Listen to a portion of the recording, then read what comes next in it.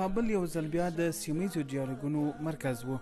دلته د چین ولسي جمهوریت د بهرنیو چارو وزیر وانګي او د پاکستان د لومړي وزیر مرستیال د بهرنیو چارو وزیر محمد اسحاق ډار د افغانستان د کوربه‌توب تر سیوري لاندې په مهمو دوه اړخیزو او درې اړخیزو ناستو کې ګډون وکړ.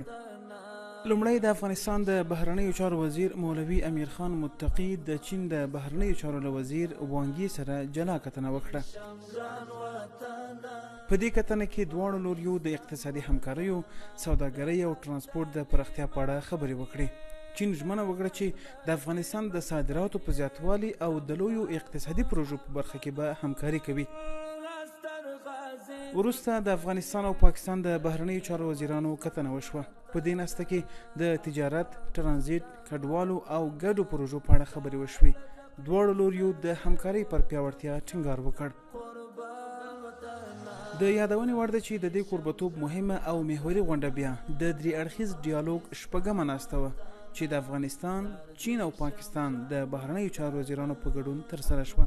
په دې ناسته کې د تیرو پریکړو د بیاکتنې ترڅنګ د سیاسي، اقتصادي او ترانزیتي اړیکو د پیاوړتیا لپاره مهم ټکي مطرح شول. د افغانستان د بهرنیو چارو وزیر وویل په سیمه کې ګڼ فرصتونه راټوکېدلي دي او باید د هیوادونو په ګډه ګټه ترې کار واخیستل شي. هغه زیاته کړه اسلامي امارت خپله بهرنۍ پالیسي د اقتصاد په محور اعلان کړي او هڅه کوي چې افغانستان د امنیتي ننګونو له روایت څخه د اقتصادي نښلون څلور لارې ته بدل کړي. د چین د بهرنیو چارو وزیر د افغانستان سره اړیکې مخ پر وده وبللې او د پاکستان د بهرنیو چارو وزیر بیا د درې اړخیزې ناستې له ارزښته یادونه وکړه.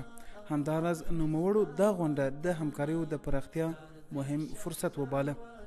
په پای کې درې واړو هیوادونو د ورته ناستو پر دوام او د سیمه‌ییزو همکاریو پر پراخېدو هم ټینګار درلود.